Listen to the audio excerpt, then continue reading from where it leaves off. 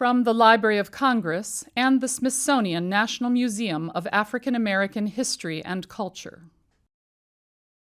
I'm Emilye Crosby, and we're here in the Hattiesburg Public Library with Ms. Glenda Funchess on December 2nd, 2015. And we're here with the Civil Rights History Project, which is co-sponsored by the Library of Congress and the Smithsonian National Museum of African American History and Culture. And also with us is John Bishop, and Guha Shankar might be joining us later. Thank you, Ms. Funchess, for doing the interview with us. Okay, you're welcome. Could you tell me when and where you were born? I was born here in Hattiesburg, Mississippi on August the 17th, 1954, which I always say 3 months after the decision of Brown versus Board of Education. How long did it take you to realize that? How old did you get to be? Well, I think I probably realized that after I got in college. Yeah. That was exactly 3 months. Yeah. Can you tell us about your family? Well, I come from a family of 12 children. My mother is originally from Alabama, and my father is originally from Jefferson Davis County, Mississippi, Prentiss, Mississippi. What did they do for a living? My mother ended her working career working with the Department of Human Services. She was one of the first homemakers, which was like a social worker aide. And my father, he was a chef at the University of Southern Mississippi. He likes to brag that he worked for about 4 or 5 presidents. And they gave him a reception when he retired. Really? So. Yeah. What was your mother doing that work when you were young? Well, basically she did like nursing, sitting with, I guess, with ill people, she would do that. Sit with them. Sick people, yeah. Where did you fall in the 12 children? I am a middle child. There are 6 under me, so I'm number 6. So you must be used to having a lot of people around. But actually, my oldest sister had finished high school by the time I went into 1st grade. So then she moved to Cleveland, what they call the Great Migration North. Yeah. She moved up to Cleveland, Ohio. So is she almost like an auntie or something for you? Oh, well, she's like a second mother, I guess you say. Yeah. So where did you all, or what was your community like in Hattiesburg growing up? Well, I had the opportunity to see a segregated community. And there were black businesses that were thriving. We had cafes, and cleaners, nightclubs, and we had hotels. So I got a chance to see the separate society that basically African Americans were subjected to in the 50s and 60s. Were you aware of that as a kid? How did it look? How did it seem to you then? Well, I think I became more aware after Freedom Summer, because I was 9 during the summer, Freedom Summer, and I knew, we lived in separate society. We would see whites on the bus, but I think the students with SNCC kind of opened our eyes that we had certain rights that we were not exercising, Yeah. Like the public library for one, the public zoo, and those things like that. Yeah. Where did you go to school? Well, I started actually in kindergarten with Miss Mattie Townsend Kitty Nook. And Miss Mattie Townsend was a civil rights activist. Actually, she was one of the first female that Theron Lynn, who was the circuit clerk in the 60s, registered to vote. But I went to her kindergarten up until the age of 6, and then I went to Mary Bethune Elementary School, which is within my neighborhood. It's in the neighborhood, I should say. And from there, I went to Lily Burney. That was the year that we started to dismantle the dual school system. Hattiesburg did what was called the stair-step approach level. And so in 65, 66, they did grade 1 through 4. And then they added 4 more in 66, 67. And then in 67, 68, the last 4 grades were added. And that's, all 12 grades were desegregated.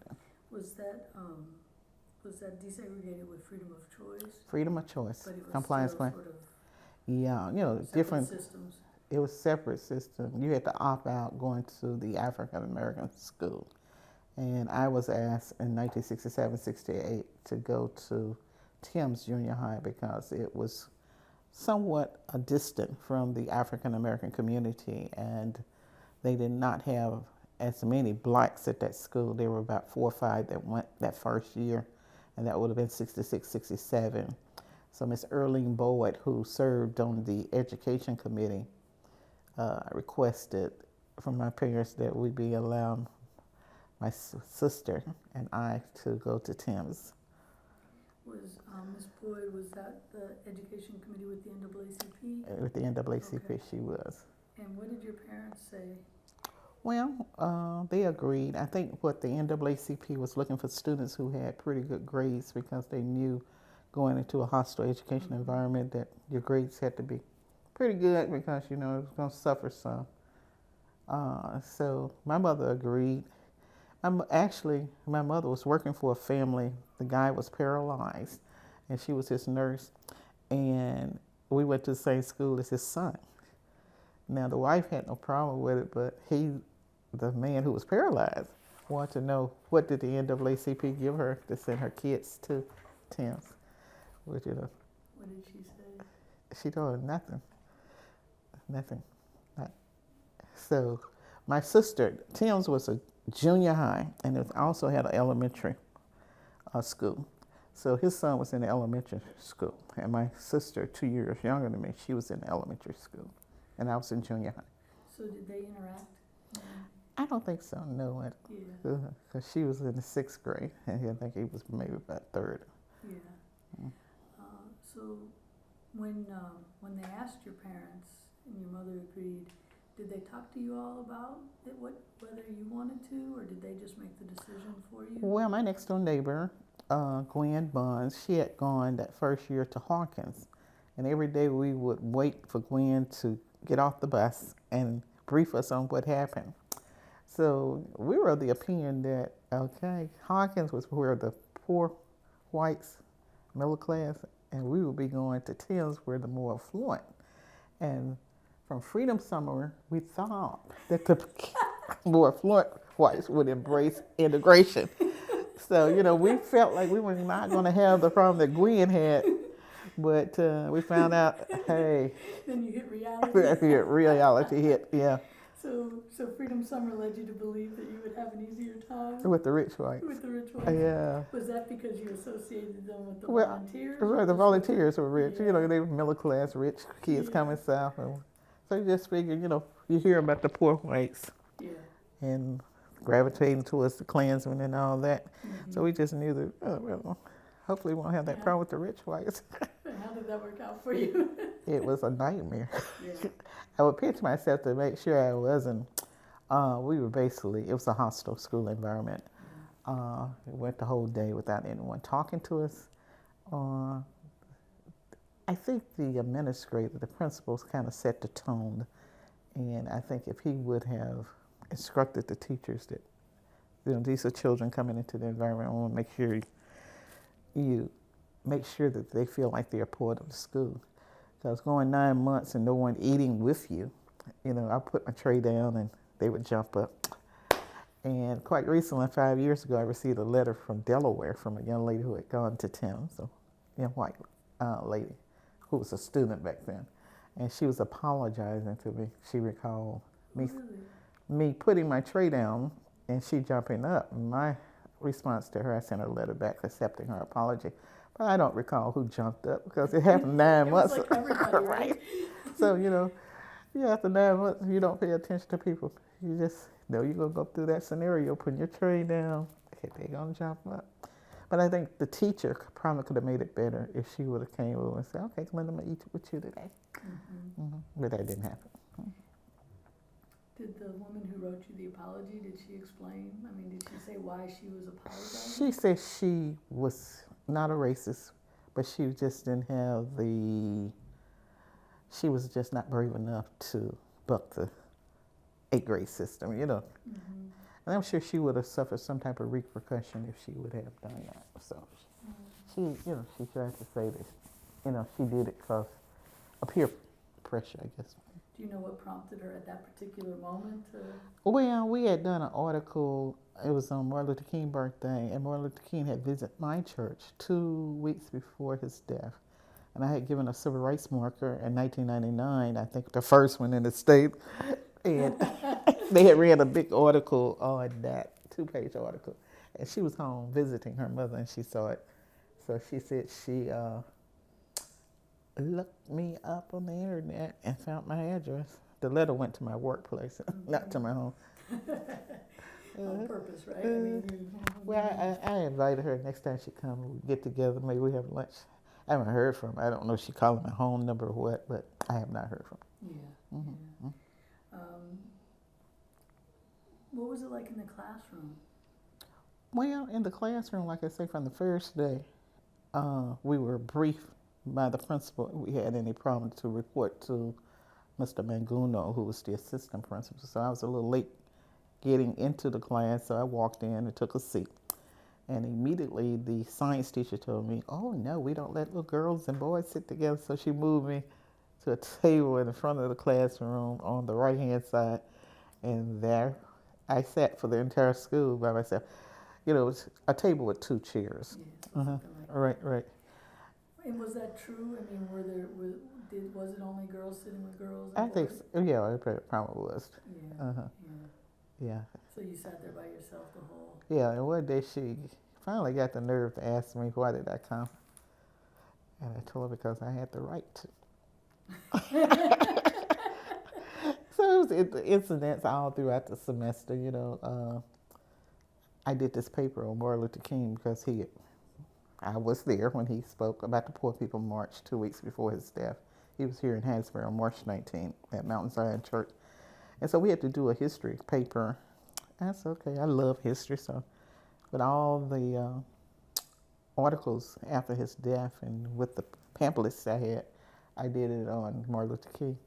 So one day the history teacher said, Glenda, I need to speak to you. Outside of class, she said, some of the students got a hold of your paper and they cut it up, but you got an A on it. Mm-hmm. So it was one incident after another, you know. Yeah. Uh-huh. Did you have much support?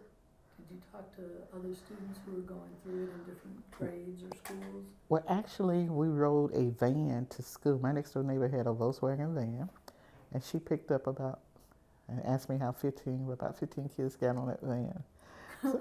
Y'all were And so close. elementary school age kids and junior high. And so we would confer. I guess she was our therapist. Yeah. And really and truly, they should have provided some type of counseling because, you know, Mississippi had resisted integration for so long with the White Citizen Council and then the Sovereign Commission. And I think that they dropped the ball in not providing counseling for us. I was in court with an attorney from Hattiesburg up in Jeff Davis County about 2 years ago, and he was telling me about an incident that happened with a young man, an African-American guy, who was there during the time I was there, that someone took their shoe and slapped him in the face with, and the coach said, well, we're going to sit here until I find out who did this. So he was interested in knowing where this young man was, and actually we just found out 2 days ago that he died. He was living in Louisiana. But it was all type of incidents that took place. You know, I love choral music, and I took my choral music third period. And for some reason, Miss Kelly, who was the choral music teacher, always selected the third period class to sing. And so we had to sing at the 9th grade class program. It was like a commencement program for them. And we were practicing on the song. We had 2 days to memorize this song, To Dream the Impossible Dream. And so all of a sudden, this young lady started crying. And everybody wanted to know, why was she crying? And she said, my parents are coming, and they're going to see me standing next to Glenda. And for her, that was very, she, you know, she didn't want her parents to see her standing with the second soprano next to her. So she was moved. Somebody was moved. We were not at the program. We were not standing next to Did each you other. have a sense that she had trouble before that? You know, did she mess with you? No, she didn't, and not in choral music. You know, there's guys who would say little things like, if we sung a Negro spiritual, I'm going to ride the chariot. You want us to sing like, you know, the Nword. And so, you know, they use that quite frequently at Thames, you know. Was that unusual for a white choral group to be singing Negro spirituals? I think it was the teacher. Miss Kelly was real good. So, so she incorporated too. I remember, I'm going to ride the chariot in the morning, Lord. And then them dry bones. Which disconnect those bones, dry bones. So I don't know, it was unusual, but then she did do that. Well, that's interesting, you know, that she was able to. So I guess it's just horrible that her parents would see her. Right. She was a ninth grader, so she knew her parents was coming. And I don't know what type of repercussion she was going to suffer as a result. But I guess she knew her parents better than I would. But then once, like I said, Miss Kelly always selected the third period. I had a friend in the fourth period, another African American. We were the only two eighth graders, but our schedules were identical to classes, but they put her in the class by herself. If I went to core music third period, she went fourth period. If I went to home economics fifth period, she went sixth period. But they did put us in the same homeroom, 20 minutes a day. So that's the only time I got a chance to, other than core music, to kind of exercise my jaws. Well, we got together for that 20 minutes a day. But I had to go to we had to go to a nursing home. And so I worried, oh boy, how am I get to this nursing home with with the core music class? And this lady, her daughter sung, and she was so nice that I rode with her. And then once we got through performing, they said, walk around and shake the people hands. And these people were born right after the Civil War. They probably wonder, why is she here? So I had to go through that trauma. Okay, do I walk around and shake their hand when I know they really don't want to shake my hand? So it was one worry after another. And did you continue? That school, I left that school because it was quite obvious that if I would have stayed, that my grade was going to drop. And my next door neighbor got her arm broke. They met us every morning, the football player, and would charge into us like we were on the football field, little girls. And that's my story. I don't know about the four people who went there the year before. So I transferred to the school on the other side of town, where the poor whites. The ones that were the problem? No, I didn't have that problem because you had a good school administrator, Mr. Rogers. And I was just amazed at their ninth grade. That year, I was a ninth grader. And they had an African-American female to co-host with a white male. And this young lady is now, they call her the Queen of Talk up in Detroit. And every time I see her, I remind her of that. We ended up going to Texas Southern University together, but Mildred Gaddis is known as the Queen of Talk in the Detroit area. But I was just amazed, but I think he set the tone that he was not going to. So the leadership made a big difference. And I think so. I think it was all with the leadership, the administrators. When the first year or the second, or when you continued, did you talk to your parents about it? Did you at home? Well, we would get calls. I would get calls at home. And I knew it was from when I was at Tim's with the fluent white. I would get these telephone calls. Oh, man, I speak to Glenda Faye. And see, nobody called me Glenda Faye, but the people at Tim's I knew. And they would call and they would make little remarks and comments and stuff like that. Mm-hmm. But did your parents talk to you about what you were going through? And well, basically we talked on the bus, and we talked to our younger siblings. We educated them with what we were going through. We never let them forget what we went And they're through. like, we're not doing this. Well, my sister said she left after 6th grade. She told me over the Thanksgiving holiday, because we just celebrated the 5th anniversary, we had a program, that they were not going to use her as a guinea pig. So she went back to the African American school, and there she stayed. But I tried Hawkins, and then I went back to Rowan, because I wanted to graduate from Rowan. It was the African American high school. And so I went back after my 9th grade to African American school, because that's where I was.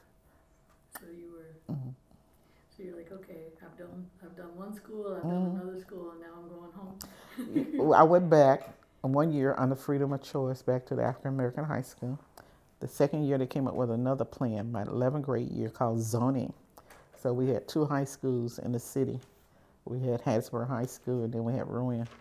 And so the white kids on a certain side of the railroad track had to come to Rowan, but there were only 5 or 6 that came. And we had a program not too long ago. We recognized Dr. Nuncaster, who was the president of William Carey College, now William Carey University. His son was the only white that went to Lily Burney Junior High School. And then there were a few at Rowan, maybe about 5. So we did a Black History program, a Martin Luther King program, and we recognized 2 of them, because actually they integrated the African American schools, because lots of those kids had opt out not to come to a white school. So, but for them going into the African American school, lots of them may not have gone to school white. And see, my last year in high school, they came up with a 3rd plan where they made the African American high school all 10th grade, and all the 11th and 12th graders went to Hattiesburg High School. So I was in the first fully integrated class.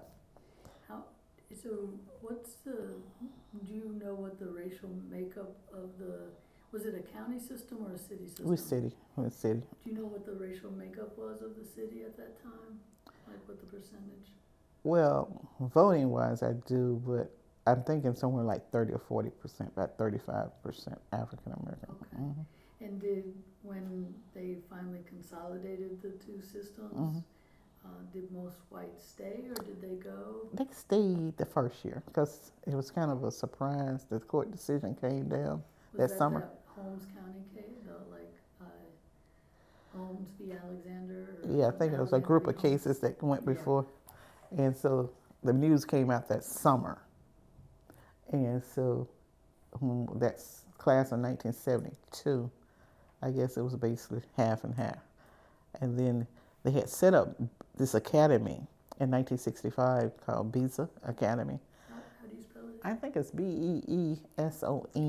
It was, they set it up the first year that they started desegregating the Hattiesburg Public School. And, the first group of kids were elementary kids, but then they started increasing as they increased the level of approach. And so that was an option that some of them chose to go there as opposed to